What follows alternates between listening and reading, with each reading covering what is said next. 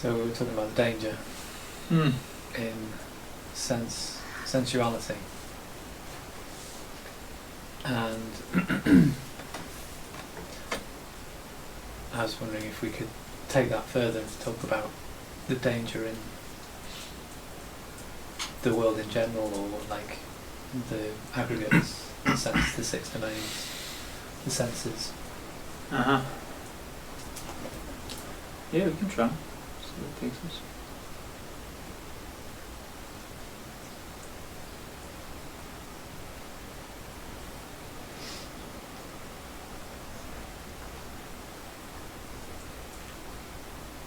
So what are the aggregates then? So I've just Right here, right now. as I'm sitting there, I'm just sort of, okay, I feel neutral. So the feeling is a starting point. As we said millions of times, it's a converging point. But does that mean now you go and find the other aggregates after you establish your mind upon feeling? How do you find? How do you discern the other aggregates then? How do you know there are 5?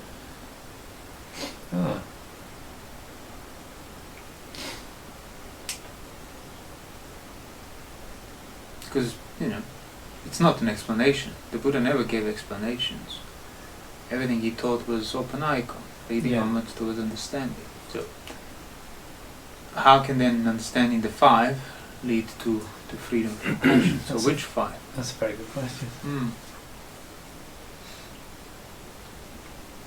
So where would you look for the other aggregates then?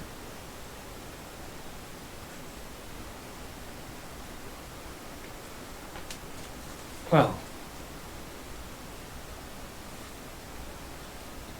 neutral feeling. I'm seeing things, I'm hearing things. But where does that square up from the point of view of feeling? Where is it? Things you feel and things you see, how do they... That's the thing, I don't quite know where you're going, but like, I don't want to break them down. My tendency would be to just look, just as this experience as a whole. So when you say 5 aggregates, you just refer to the experience as a whole? That's kind of what I would, yeah. No, that's absolutely fine. That's what it stands for you at the time. But where I was going was 5, 3, 1, whichever you want to look. It's within the one you're mindful of, the feeling. So you wouldn't be looking for the other aggregates after the feeling. Right. The experience of the feeling enduring is the experience of the 5 aggregates enduring, and you emphasize the feeling because that's the converging point. Yeah. In other words, they're inseparable. When there's 1, there's 5. Yeah. There's 5, you can focus on 1. But the problem is people start with that focusing on 1 and then sort of just add up the rest as if it's all like laid out there for you. And you just have these 5 things to think about in this linear manner. No. I'm feeling a pleasant feeling that's enduring here in my experience as a whole. My whole experience is basically founded upon the currently enduring pleasant, agreeable feeling. That's already the experience of the 5 aggregates. Yeah. Even if I don't think about perception, if I don't think about intentions, it's already within it. Yeah, you'll find them within that. Always. If you were to look. Yeah. If you find them, then if you find perception within the container of the present enduring feeling, then you can go further if your mind develops, and then you can discern other 4 within that perception, including more perception. So it's 5 within 1, within 5, within 1, 5 within 5. Everywhere you look, 5 aggregates. Yes, that's what we said. Whether even if you remember previous lives, it's going to be the 5 aggregates. Yeah, because when you the tendency to go, this is feeling and that's perception. Exactly. You're basically it's just playing in the sand. You left yourself out. It's not on the basis of the experience as a whole, and it's certainly not. You're not mindful of the feeling as that converging point. And when I say converging point, I don't mean things converge and then go elsewhere. No, they converge here and stay within the container of present enduring feeling. That's how you learn how to think concretely as well. Yeah. Not linearly or theoretically or abstractly. So now that we clarified that. Okay. So you were talking about the danger in sensuality. And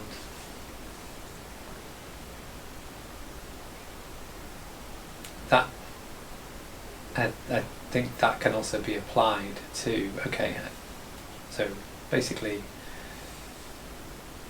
sitting here, neutral feeling, but that feeling could be could change.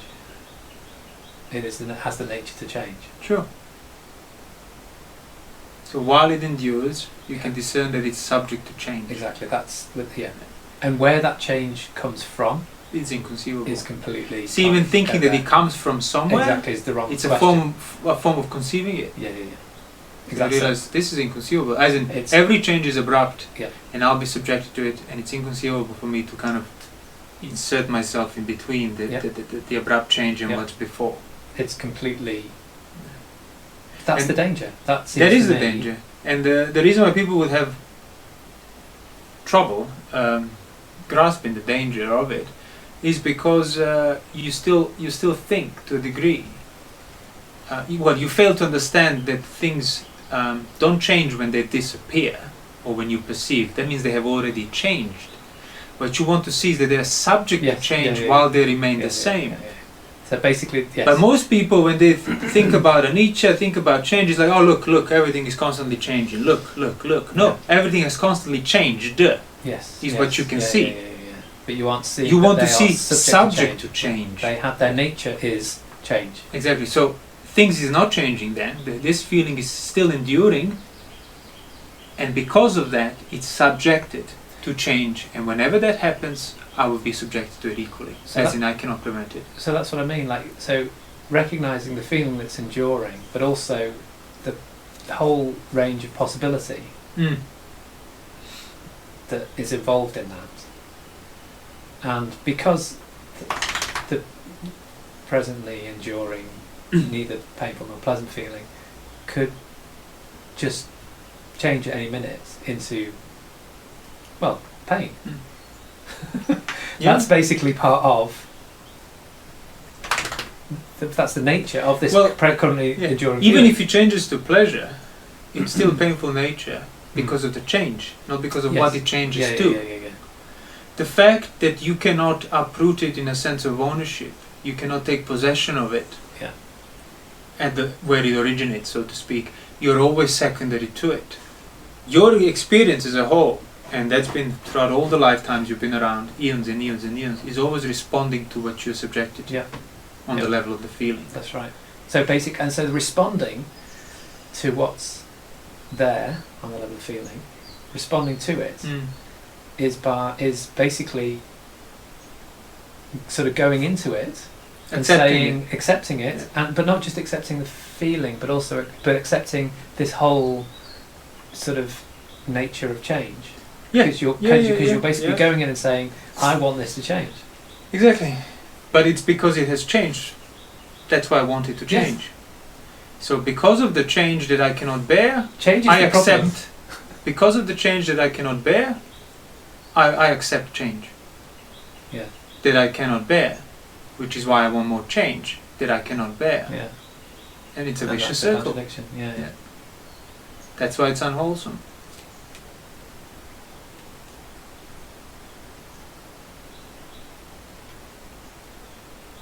That's why I always keep insisting the Dhamma, if the Dhamma is done as a form of management, and that's determined by your attitude, whether you use it to manage what you feel, that's not the Dhamma.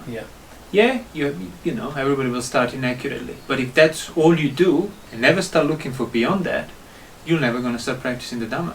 Because Dhamma basically frees you from being subjected to that nature. Dhamma doesn't give you a perfect way of managing your suffering or managing your feelings. And you can only do that by escaping, by finding the escape from... Yes, from that which is uncontrollable. Uncontrollable, unownable, that is subject to change. So what is the escape from that? Seeing the danger. Seeing the danger in what? In everything that... So you're not seeing the danger in the outcome. No. Not seeing the danger. Well, not even like seeing the danger in what, like, oh, there's a pleasant feeling enduring. No. Yeah, it's the nature of what's seeing there. the nature, Yeah. seeing the danger on the level of the nature Yeah. of what this Yeah, is yeah. subjected to. Yeah. All this presents is. So and where is that nature seen? So if what's in front of you, you can't see the danger, you just find. I mean, you can fabricate a danger. You can tell yourself, "Oh, this is dangerous." Yeah. The future prospect that will But be then in you're front of telling you. you're telling yourself it's dangerous in order to try to Get rid of it. To try to get rid of it. Yeah. And basically Yeah. that you're trying to change it. Yeah, of course, of course. We can address that later. But what I wanted to ask was, so if you can't see the danger in what's right in front of you, Yeah. as in the danger is not in the perception of it, No. you can't see the danger then in the result of what's in front of you, because there's just going to be That's another the future. perception. Yeah. Exactly. Where's that? Where do you look for the danger? Just peripherally. Is what you're saying. Peripherally, in regard to what? In regard to what's present. What's present Exactly. enduring. What's present enduring? Yeah. So It's- that's why knowledge, peripheral, Yeah. background are all become basically synonymous Yeah, almost. yeah. That's where understanding takes place. Yeah. You can examine things through a perception all you want, but you don't understand what is subjected to. And what is subjected to is that which cannot be seen on the level of that thing, because it becomes the thing, something else is that subjected to. Sorry, I didn't quite You get can't that. see, oh, this thing is subjected to change. You can't see that this in thing the has the nature perception of of the change, thing, okay, yeah, because okay. it's already secondary to its nature. You just can't perceive it like that. Yeah. And if all you do is perception, focusing, sensations, nostrils. No, that's why understanding feeling. So let's talk about understanding Exactly. feeling. You understand feeling by having this, And not just that. seeing this nature of change Nature, peripherally in And regard to this as thing. we said, you can only see the nature of change once you stop interfering with the feeling. Yeah, Stop trying to get That's rid of right, it. yeah. Stop indulging it. yeah. So stop being unrestrained Yeah. and stop trying to deny it through like overzealous restraint. Yeah. And hence the middle way. Yeah. So if you recognize the nature of feeling is to endure, then you can recognize what that nature, or rather you can then recognize what that endurance is also subjected to. But in order to, as I said, in order to recognize this is subject to such and such qualities, characteristics, you need to allow it to be there first, Yeah, yeah. enduring. Mm-hmm. Not have a view that it's momentarily changing, arising, passing, arising, passing, arising, passing. Those are completely separate things. No, it's there, remaining the same, while it is subjected to change. That's how you get to understand and feel the threat of the change. Feel the dukkha That's right. of That's anicca. it. Yeah, that's that's seeing the danger. Not, oh, look, Feeling look, the it's danger. changing, it's changing. No. That is dukkha, isn't it? Yeah, and that's No. why this has to be rooted in the danger right now of the feeling. Yeah, That yeah. is Not enduring. after, not Yeah, as a yeah. management, not as an explanation. Yeah, yeah. And as you said, even when people say, oh, well, this is impermanent, or the other one, the favorite, this too shall pass, Yeah, yeah. that's another way of trying to get rid of it. Yes. Yeah. Oh, this. Why would you be My telling? Why pain. would you be telling to yourself Yeah. that this too shall pass? Because you're basically trying to convince yourself that the current pain will go away, Yeah. will change. And Because why? you want it to change. Exactly. Why would you want current pain to go away? Means you don't want it to be there. Yeah. Means you're craving against it. Yeah. Yeah. So that's what I mean. For many people, practicing the Dhamma then becomes just another form of management, which is another form of denial. So it's not that Or coping mechanism. But in order to the fact that you're coping means you have to be affected first. yeah, If your practice is practiced on the level of coping, yeah, you you're cannot never gonna get rid possibly of that. uproot Yeah, yeah, yeah. what's affecting you. So it's not so much that dukkha is anicca, that my pain is impermanent and will go away. I hope in the future. It's at some anicca is point. dukkha. It's the other way around. Anicca is dukkha. That's why we never messed around with the order of Yeah. things. Yeah, yeah, yeah. It's always anicca, Is dukkha, this- the is experience feeling- of anatta. Is feeling permanent or is it impermanent? Is what is impermanent pleasant or painful? Yeah. Yeah. That's the And other- again, that's the why are impermanent things unpleasant? Why is that which is anicca? Why is that which is subjected to change? Why is it unpleasant? Why can it be pleasant? So you don't want it to change. Like you No, you might want to change. As we said, when you suffer, you actually want the unpleasant feeling to change. Why is change unpleasant? Doesn't matter if it's change for better or for worse. Change in itself is dukkha. Why? you don't have a say in it. Exactly, it's inconceivable. Like you can tell yourself all you want that you have a say, that you're in control. The fact is you are subjected to change because things change on their own accord. Yeah, it's completely inaccessible to you. Yet you latch onto it when it feels like it suits you, it suits your needs.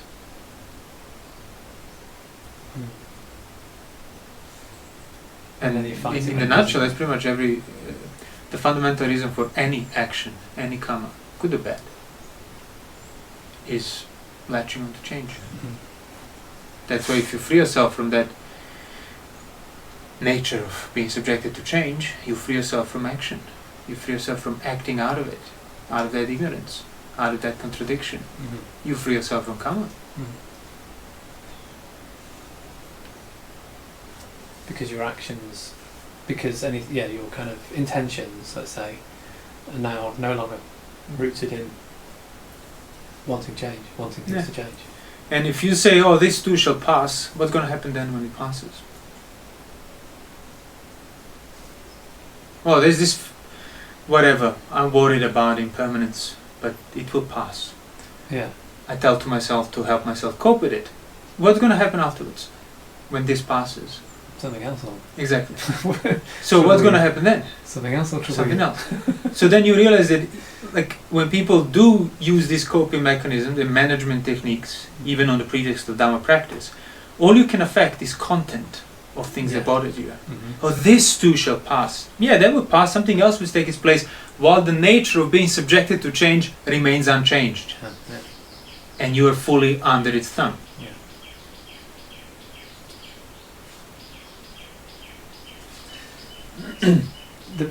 The Buddha talks a lot about turning away from nibbindati, turning away from feeling, let's say. Dispassion. So turning away, one fading away, or become dispassionate, cessation, liberation. So turning away from feeling. Well, you turn away from feeling by turning away from wanting change. Yeah, that's what I was thinking. It's not so much. You can't directly choose to turn away from feeling because because feeling's there, whether you like it or not. But and turning away there in that sounds like pushing it away, or like kind of not wanting it to be there. Sure, it can be taken like same when Buddha would say, "Oh, he doesn't tolerate." The thought of lust or ill will. People take that to mean, you must deny it. Yeah, exactly. No, you don't tolerate it. It means I don't tolerate this which is there enduring in front of me. Yeah. But if you try to deny it as if, this shouldn't be there, you're overstepping. Yeah. It means you're interfering, which means you're getting hooked again. So it's more about setting up the conditions that will result in turning you away. Yeah. And those conditions are full understanding. Seeing this thing as dangerous. Full understanding, yeah. Seeing this thing as dangerous. Full understanding the nature of it. And how did the Buddha describe full understanding? By seeing the extent of gratification, by seeing the extent of danger, by seeing the extent of escape. Yeah. And by the way, he didn't use it only for sensuality. No. When he was describing all 10 kasinas, he used the same principle. Yeah. I've seen he talks about seeing the gratification, danger and escape from the five aggregates, the 6 domains, consciousness, the world at one point, the element of earth, the world. Exactly. Yeah. So the extent of its gratification, as in the extent of its affirmation, either through acceptance or denial, you still affirm it, that which you accept or deny. So the extent of danger implicit in you doing that. So it's not so much turning away from feeling as seeing that this is something I don't want. Not welcoming, not. So if I don't want this, if I don't want to sort of step into this and want to engage with it and want to change it,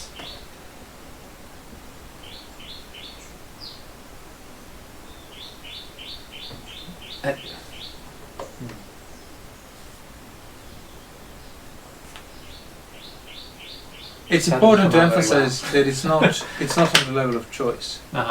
Cannot be on the level of choice. So you don't have to choose to not want danger. You just need to learn how to see the danger danger automatically means no passion. No passion automatically means no desire. If there is no desire, there is no wanting. If there is no basis of wanting, there is no basis for craving. If there is no craving in regard to feeling, there is no ownership of feeling. Thus, that's a complete dispassion, removal of any fire burning in regard to feeling. Done. Understanding. Understanding the danger on the right level in regard to right things. Not secondarily, not as a level of management, not as an afterthought, not as a linear explanation, how everything fits beautifully, same as the modern science has proven. No, understanding why am I subjected to this danger. Yeah. Needs to be personal. Yeah.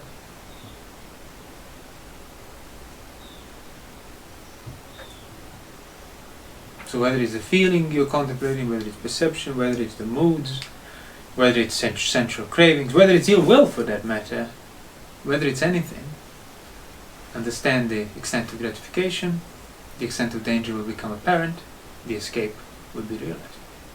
The escape means removal of passion and delight in it.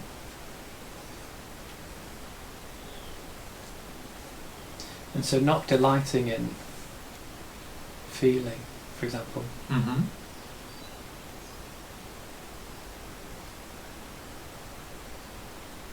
is the same thing as not like wanting it to change, because you know that whole sort of nature of change, that whole domain of change is thoroughly dangerous. It depends. Say, if you say like, oh, you don't want it to change, no, okay. That can also mean like you're interfering with it. Yeah. I want this to be more of what it is. I want this to remain the same as it is. As in, I want it to, but again, you're implying another layer of that feeling. Yeah. So although you think you're not wanting change, you're still acting out of change. Change that you don't want. Yeah. So whether you affirm, whether you deny change, you accept it. Revolving around it. Yeah, you're revolving around it. Yeah. So you want to see the danger in the That's change. it. Doesn't matter whether it changes, how quickly, when, for better or for worse, or changes just to remain the same a bit more. Doesn't matter. Yeah. What matters is seeing the danger in that. Not in the content, not in the result, but in the nature of being subject to change. That's why like Sotapanna's insight, like basically the insight that qualifies you, that makes you Sotapanna is, whatever has a nature to manifest, as in to change on its own, to appear on its own. Yeah. That's why it's impermanent, because of that nature, not because of the content, because I analyzed its atomic structure and proven that it will disintegrate. Because the experience of disintegration has manifested for you. The experience of destruction has manifested for you. That's not anicca. Because the experience of destruction, I'm destroying these things, is of a nature to change. The experience of construction is of a nature to change. So it's just basically seeing the pain of impermanence. Yes. If impermanence is incorrectly, it is felt unpleasantly. If that which is seen correctly, felt unpleasantly, that experience cannot be taken as mine. No. Thus, there is no room for atta. It's funny, isn't it, how many people... I mean, I remember years and years ago when I started meditating, and it was like, anicca was like, everything's changing, and it all just, it feels really pleasant. Yeah, it's a denial of reality, isn't it? Yeah. Like, there's no mother, there's no father. That's why I meditate. There's no given. This pleasant feeling of everything's just changing. There is no pain because everything is constantly changing. It's exactly falls into those Samana Sutta wrong views that they would have described. Yeah. Nobody dies, nobody lives, everything is constantly changing, constant state of flux. Nothing matters. How can you even utter a sentence? Yeah. If everything is constantly changing, your sentence will be meaningless by the time it reaches its end. Yeah. But it isn't. You get the meaning which is clearly not changing for you. Yeah. Yet you go around saying everything is changing. And that's the view that doesn't change for you. No, that's the view that endures. Exactly. But you enable yourself to deny for this view. Yeah, you enable yourself to deny it by focusing on the content of things, making a meditation about the content, your mindfulness about staring at the content, so you don't have to look at nature and basically become aware of your responsibility for choosing to hold that view. Yeah. Like that man who came to the Buddha and said, the Buddha asked him, what view do you have? I said, well, my view is that nothing pleases me. Yeah. my view that everything changes constantly, every second of the time. And then the Buddha can easily say, well, that really doesn't change for you. Yeah. In the same sense, he said, oh, well, that view pleases you then, Yeah. that nothing pleases me.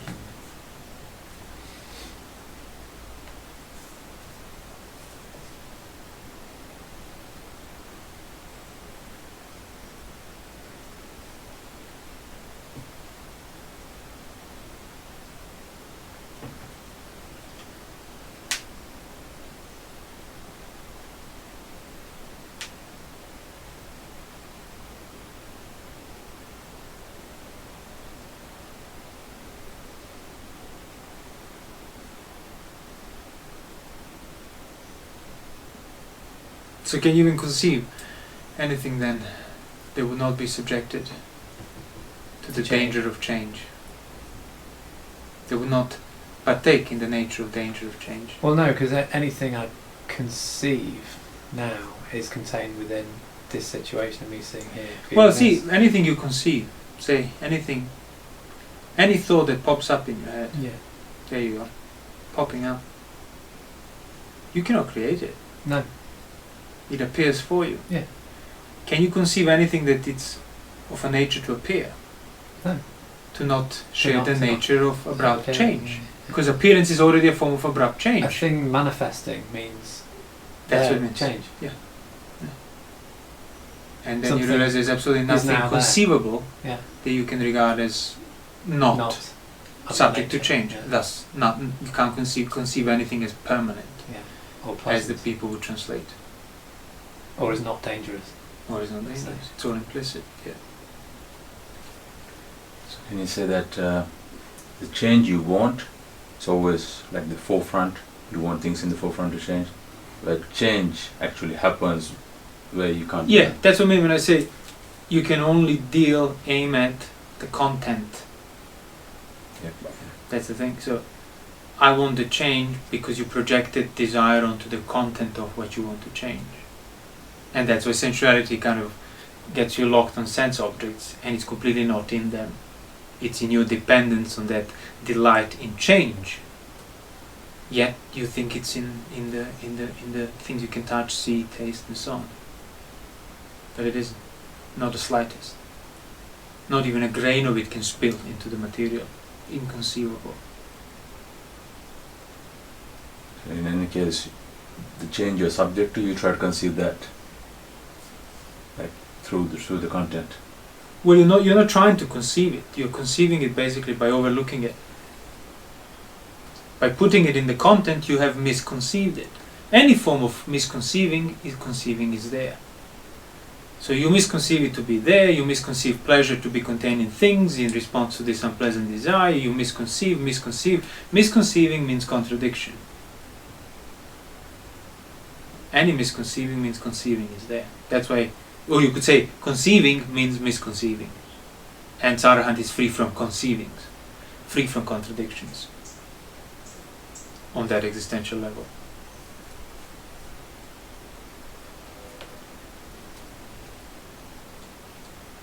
Then, like, again, it's not like you have to figure out and sort of, cast a net that's going to scoop all the conceivings up. No, you just need to stop entertaining passion through your ignorant acts, for which you're responsible. They're always, you can't engage with lust, aversion, delusion accidentally.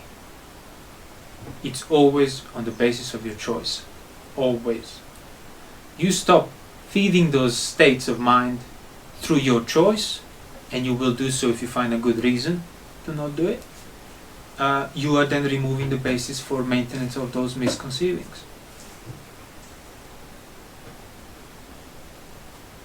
That's why Sila has to come first. Absolutely not negotiable in any shape or form.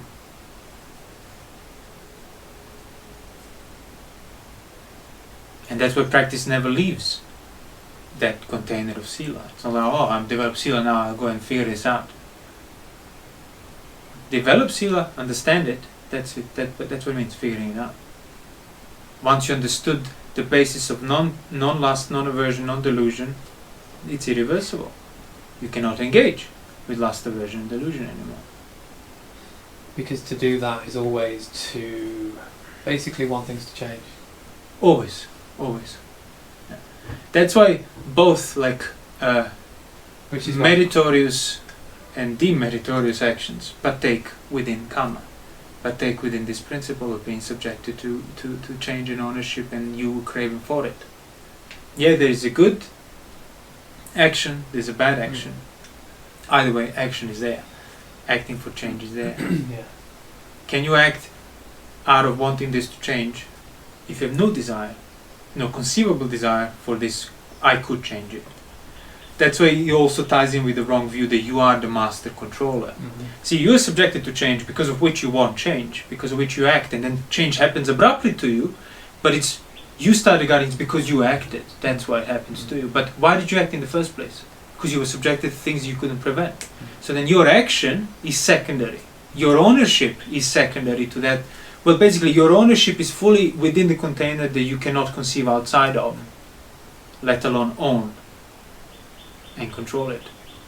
But you forget that, and all you start seeing is me acting and things changing. Thus, I am here, I am mine, these things do belong to me, I am the master, because look, I can break this, I can create this. And I might not be able to change that or this, but I can change this. Yeah, there's some exactly, things I can change. Exactly. So therefore, I'm still in control here. That's more than enough. Again, but if you were to ask yourself honestly, so which is more then? Things you can't change or things you can change? Yeah, I was like, crap, things I can't change. So then your ability to change is fully enclosed within the vast sea of things that you cannot even conceive how to change. So it's secondary. And if if mastery is secondary, it's not mastery, isn't it? Yeah. Well, I'm enslaved by this, but I tell myself I'm a master of this. I'm in this prison cell, but I'm free to walk up there and Exactly. Yeah, I can lay, I can stand, I can sit. I am my free. own man. I'm free. Yeah. In that though, like, you're only subject to that when you think you have a say in what you've been subjected to, isn't it? Like, that has to be implicit. It has to be implicit. And that's why you maintain these kind of implicit views through your careless action. Like, you have to stop providing basis for those views through your, again, volitional choice of lust, aversion and distraction. If you stop maintaining it, then you won't be able to feed these implicit beliefs. Because if you are not already implying that you can master, that you can take possession of change, you wouldn't have any desire and lust towards wanting things to change. It would be inconceivable. That's why freedom from desire and lust is freedom from ownership, freedom from the sense of self. That you are always trying to change something. You can't possibly. Yeah. And that's actually was always the reason for the suffering, for the pain. Exactly. There's absolutely nothing else. That's the suffering and freedom from it is pretty much a universal goal. Even for people who choose to go about it by proliferating their suffering and lust and aversion and distraction and chasing sensuality and everything, they still do it for the reason because they want to be free from the pain. Pain of not having enough of what you want, pain of having more than enough of what you don't want. Or as the Buddha said, pain of being separated from the things that are desirable, likable, and pain of being united with things that are unpleasant. Any things, perception, not just this thing. Yeah. It's on the level of the nature of things.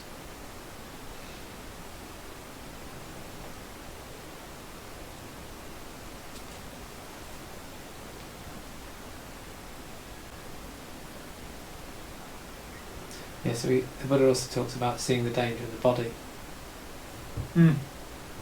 Just a different way of talking about the same principle. Yeah.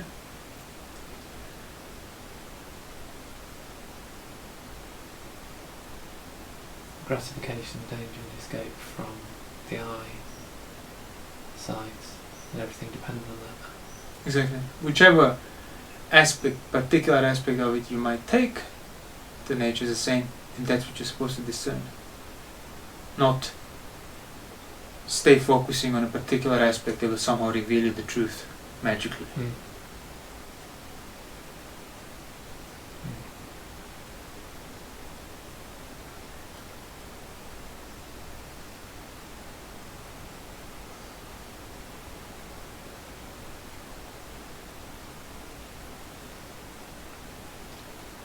So the contemplation of death quite straightforwardly undermines that, isn't it? Like, Yeah, sharply. Yeah, it will be hard to, if you do the contemplation of that correctly, it will be very hard to then maintain all these misconceivings we're talking about. But then, it might be a bit too much too soon for some people, if they haven't developed virtue beforehand.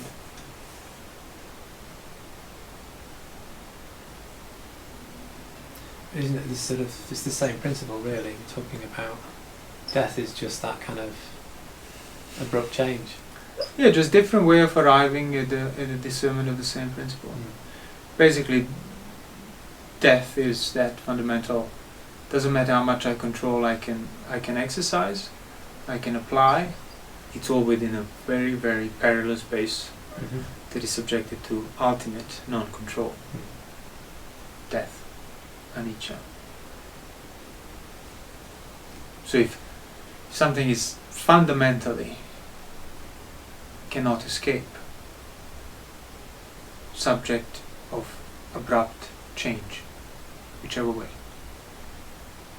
is that something you can regard as, oh, this is mine, dear to me, personal, intimate? No. Exactly. All those attitudes require a degree of, conceived permanence, conceived ownership, conceived control, conceived possession. So the only reason why you can do that is because you're not seeing what it's all underlined by. Yeah. And you're not seeing what it's all underlined by because you're actively choosing to ignore it. And that's avidya, not a metaphysical maya, veil of illusion. And it's a choice to distract yourself from the unpleasant truth. Yeah, exactly, because it's more pleasant to avoid that. Yeah. And focus on the minor, illusion of control where I can get a bit of pleasure out of. Like the leper, getting the satisfaction, getting the satisfaction of the fire.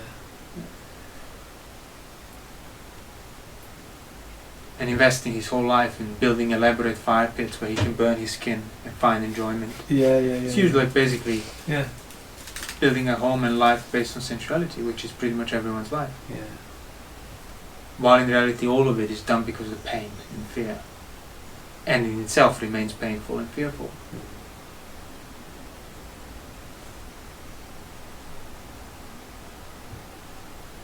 And so you choose to people choose to not look at that danger, that fear,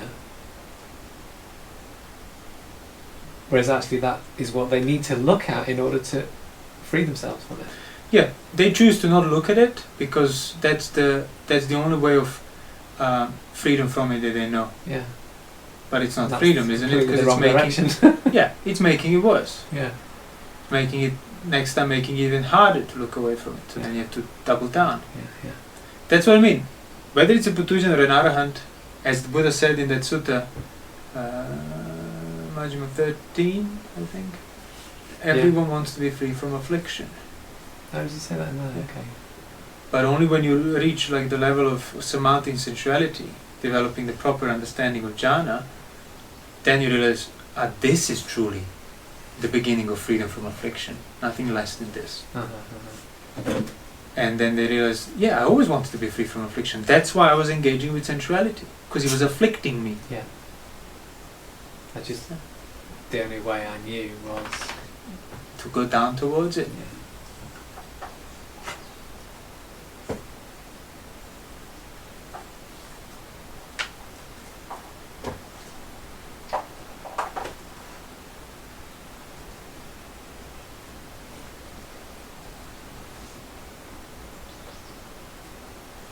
So it's like keeping alive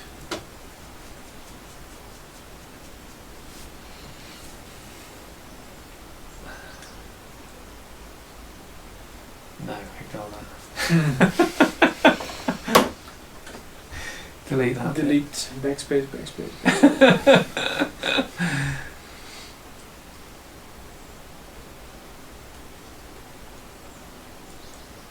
So even if somebody is overwhelmed, doesn't know how to practice, where to practice, what to do, it's just too much, all these aggregates and namarupas and whatnot.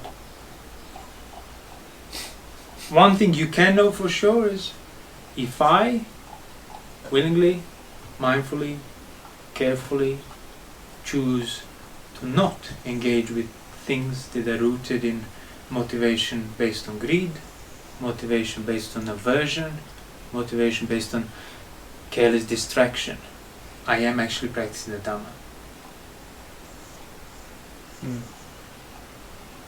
But if I just go around mechanically and then hoping for results to happen to me, and certainly ignoring my responsibility for my own choices, including choice of sila, choice of practice, choice of restraint, well, then I'm not practicing the Dhamma.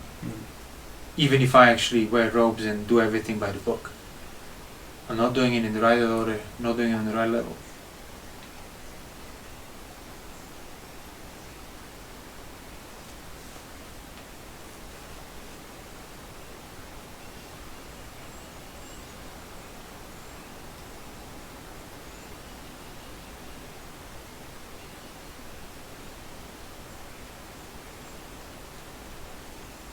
So you can spend the whole day.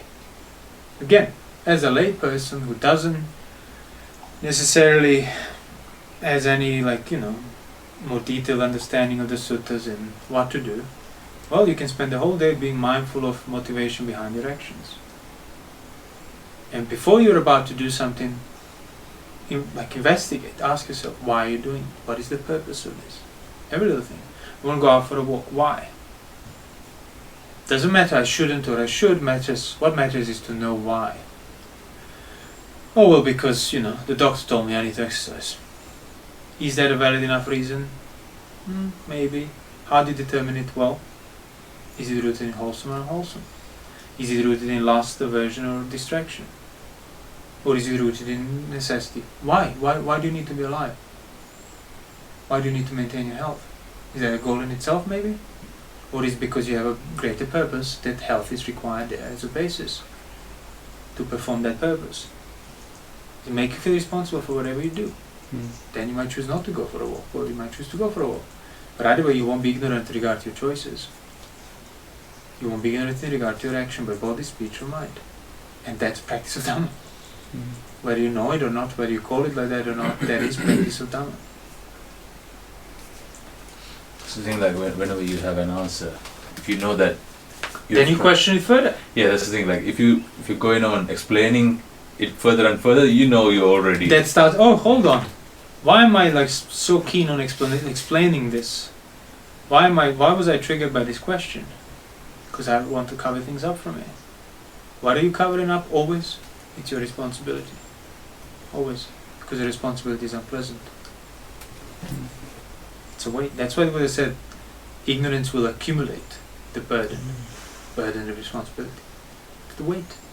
The more you ignore it, the heavier it gets. So it seems sharper, more painful once you stop ignoring it. But actually you start de-accumulating it. And that's how you truly de-accumulate your karma, by accepting responsibility for it. You don't de-accumulate your karma by, making random offerings and cancelling the negative balance of your bank account. No, yeah, you're making good karma, but bad karma cannot be undone simply by performing good karma. The only way to undo the bad karma is to fully accept responsibility for it and then free yourself through understanding of it, whereby it doesn't apply to you. And there is no amount of action you can do to compensate for that. Only freedom from action can free you from it. So good karma can be less pressing, but still pressing. That's why it's a good karma, but it's still karma.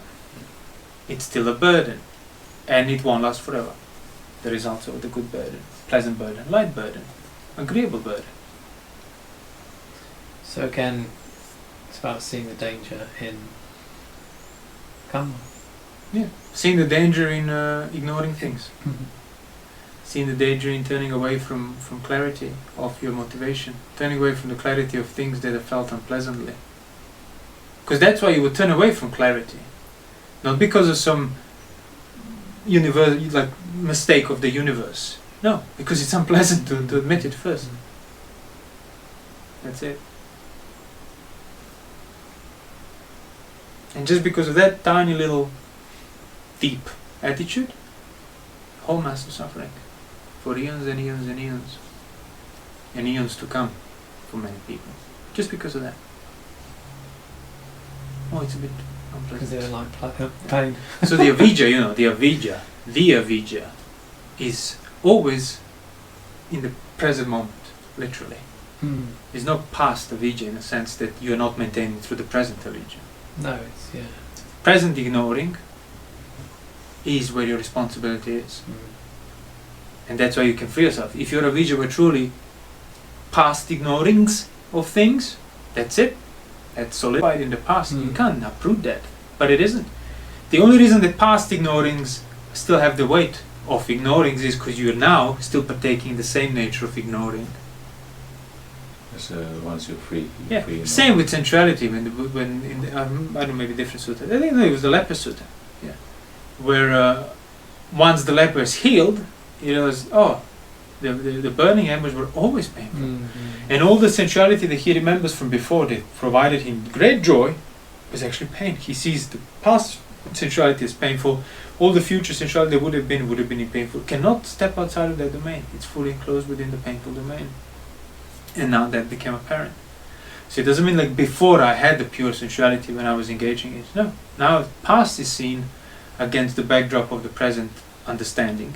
Future is seen against the backdrop of the present understanding. Present is seen against the backdrop of the present understanding. That's it.